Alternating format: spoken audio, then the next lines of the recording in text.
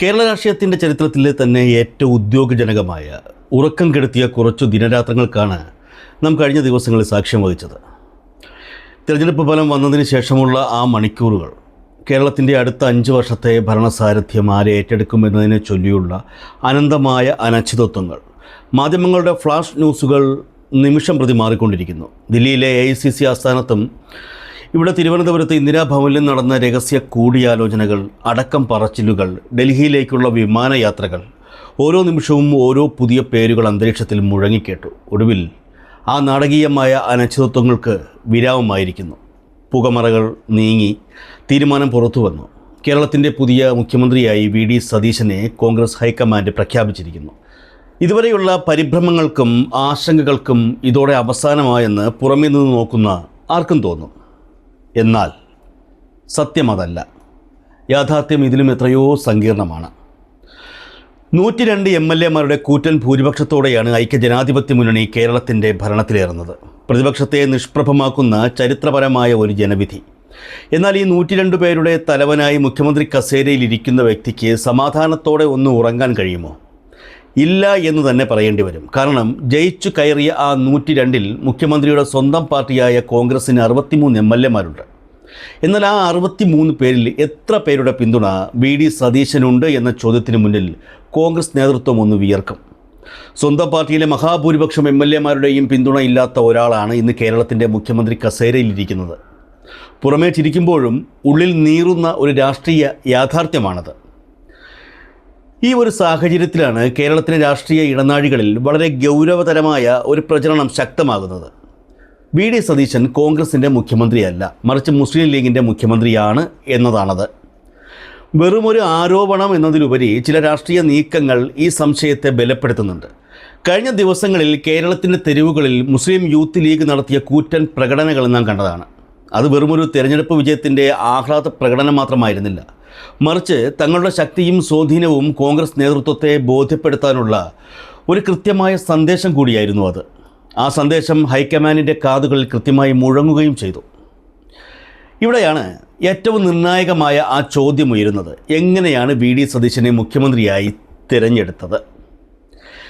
ജനാധിപത്യത്തിലെ ഏറ്റവും ലളിതമായ ഗണിതം വച്ച് നോക്കിയാൽ സ്വന്തം പാർട്ടിയിലെ 63 MLA-മാരിൽ 47 പേരുടെയും പിന്തുണയുണ്ടായിരുന്ന KC വേണുഗോപാൽ അല്ലേ മുഖ്യമന്ത്രിയാകേണ്ടിയിരുന്നത്?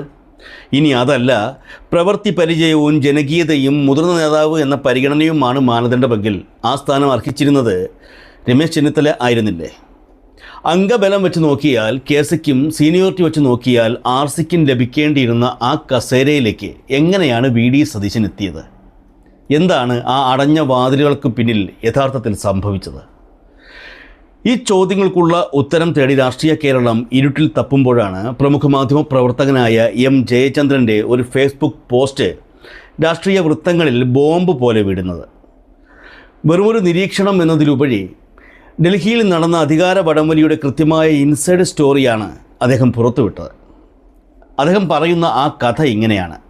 മെയ് 13 ബുധനാഴ്ച രാത്രി രാജ്യം മുഴുവൻ ഉറക്കത്തിലേക്ക് വീഴുന്ന സമയം ദില്ലിയിലെ AICC അധ്യക്ഷൻ മല്ലികാർജ്ജുൻ ഖാർഗെയുടെ ഫോൺ ശബ്ദിക്കുന്നു. മറുതലയ്ക്കൽ കേരളത്തിൽ നിന്നുള്ള ഒരു കോളായിരുന്നു അത്. UDFിലെ ഏറ്റവും പ്രധാനപ്പെട്ട ഒരു ഘടകകക്ഷിയുടെ സമുന്നതനായ നേതാവാണ് സംസാരിക്കുന്നത്. ഖാർഗെ ഫോൺ എടുത്തു.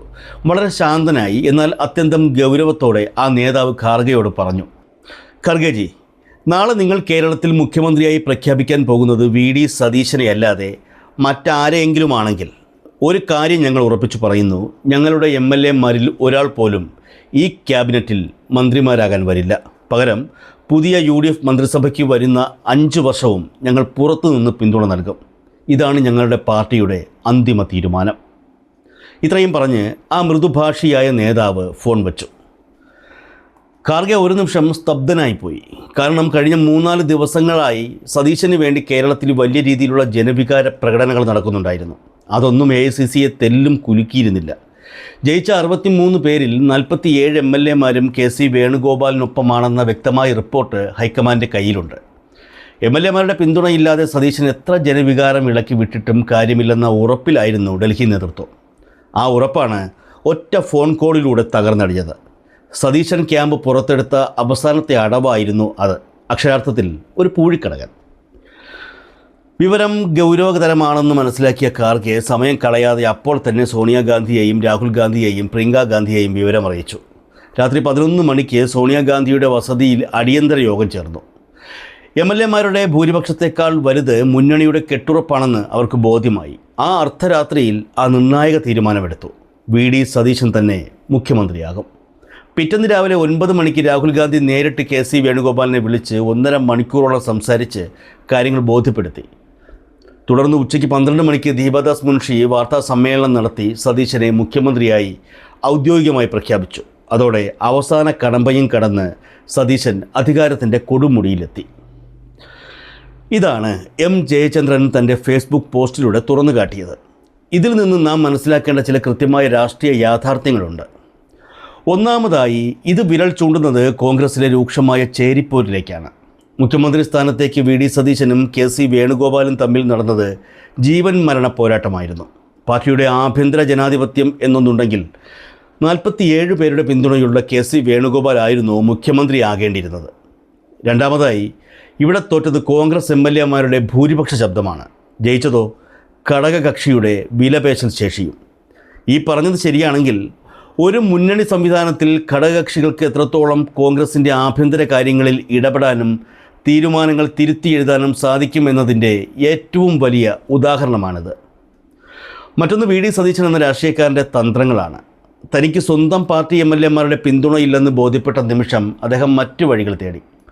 തെരുവുകളിൽ അണികളെ ഇറക്കി ജനവികാരം തനിക്കൊപ്പമാണെന്ന് വരുത്തി തീർക്കാൻ ശ്രമിച്ചു എന്നാണ് മറുപക്ഷം പറയുന്നത്.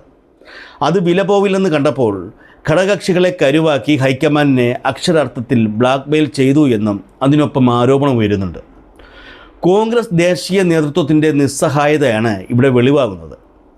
ഡൽഹിയിലെ അധികായന്മാർ പോലും കേരളത്തിലെ ഒരു ഘടകകക്ഷിയുടെ അന്ത്യശാസനത്തിന് മുന്നിൽ മുട്ടുമടക്കുന്ന കാഴ്ചയാണ് നാം കണ്ടത്.